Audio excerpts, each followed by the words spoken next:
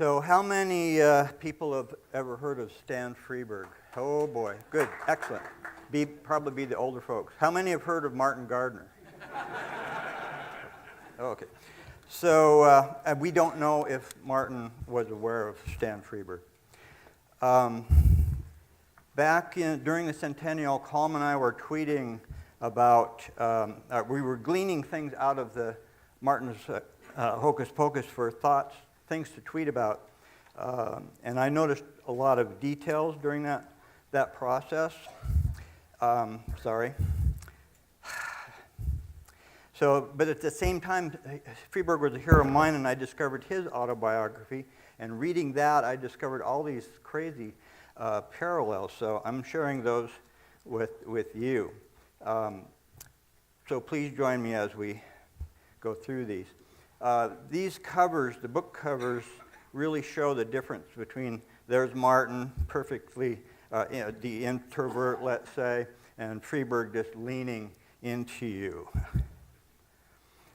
As a boy, Stan Freberg's live-in uncle Raymond was Conray the magician. Stan raised rabbits for Conray to pull out of a hat on stage. Martin's father showed him a trick. Does anyone know what that trick was? Early influencers. Martin's father gave him a copy of Sam Lloyd's Cyclopedia of 5,000 Puzzles, and Freberg, his first time eating alone in a diner, he heard Orson Welles' War of the Worlds on the radio live, and he realized it was just another marvelous use of radio. Martin was in Tulsa at that time. Here's another parallel. Their teachers, Martin's math teacher, Pauline, found him working on tic-tac-toe in class and said, "You'll do math when you're in my class." And Freberg's teacher said his writing was bombastic. In the service, Martin was before World War II, up to the end of it, and then Freberg was drafted the day after his 18th birthday.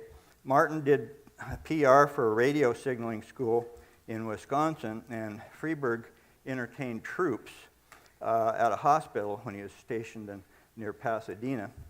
But they were chosen for their aptitudes in the service. They both edited newspapers. Martin edited the Badger Navy News, while Corporal Freberg edited the Needle News. Martin edited 10 issues a year of Humpty Dumpty for 8 years, from 52 to 1960. He actually continued working on Humpty Dumpty after he started the column a little bit. Now, here's really weird. Stan Freberg and others started Time for Beanie, a TV puppet show in 1949. So while Martin was doing Humpty Dumpty, Freberg was doing Time for Beanie. Beanie was the #1 children's show with a 70 share for 5 years. And after a crewman dropped their cue cards, Freberg's crew invented a crude teleprompter, not shown here. And here's an Escher-like flat backdrop for this puppet show. That's not a set, it's just a backdrop. Einstein was a fan of Beanie.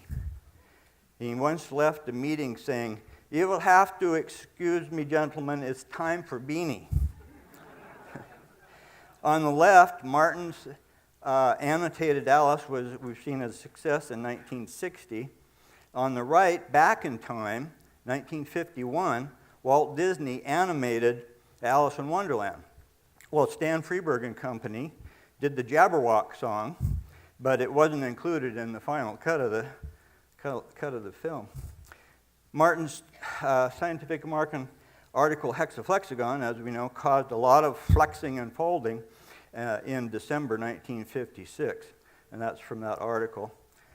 On Freberg's side, Dragonet was an audio spoof of the TV show Dragnet, substituting a knight for Detective Joe Friday. It sold over 1 million records in 3 weeks in 1953. Dragonet and Flexagons put both men on career paths, and they gained many followers. Freberg came up with a crazy vocal recording that went viral in 1957. Some radio stations refused to play John and Marcia, believing it was a passionate exchange between two real people.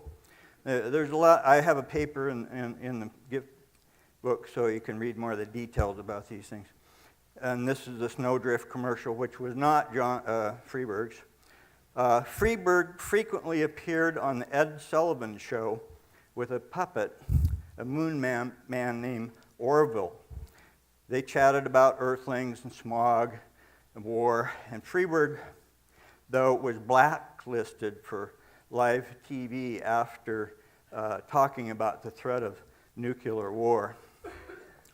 Both men used typewriters. Here's Martin, hard at work there. Note Einstein on the wall back there. 30 seconds. Thank you. Here's Stan in 68. Martin began mathematical games in 57, and map coloring appeared from time to time. Freberg, some of your fans will be familiar with this album, The United States. It was a satirical review with 10 skits from Columbus to the Battle of Yorktown, complete with actors and narration, musical score, and sound effects. It sold millions.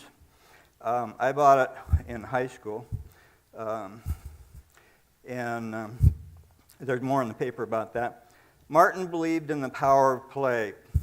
People were skeptical of having fun with math, while Freberg poked fun at the hard sell. He thought commercials should be fun, that you needed to entertain people in exchange for their time. Here's an example from 1962. 9 out of 10 doctors recommend Chongqing chow mein. Can you guess which doctor that was? Okay, we're going to sprint to the finish here. Martin read about a man who was so annoyed by the drivel on his TV that the guy blasted it with a shotgun, like some of these guys today probably would have liked it. Freberg was likewise incensed with TV programming, particularly commercials. I think I'm going to skip past this one, because what he's doing is setting up commercials with you need fast release, and he was going to shoot these televisions as they were going by on the conveyor belt, and CBS squashed that commercial. Here is Jesse White in a Smoked Frank commercial that Freberg did. Am I done? Here's Martin smoking a cigar. And finally, Asimov was a friend of Freberg's, as was Bradbury was a friend of Martin's. Stan died 3 years ago in April. And there's more in the paper, more details. Thank you.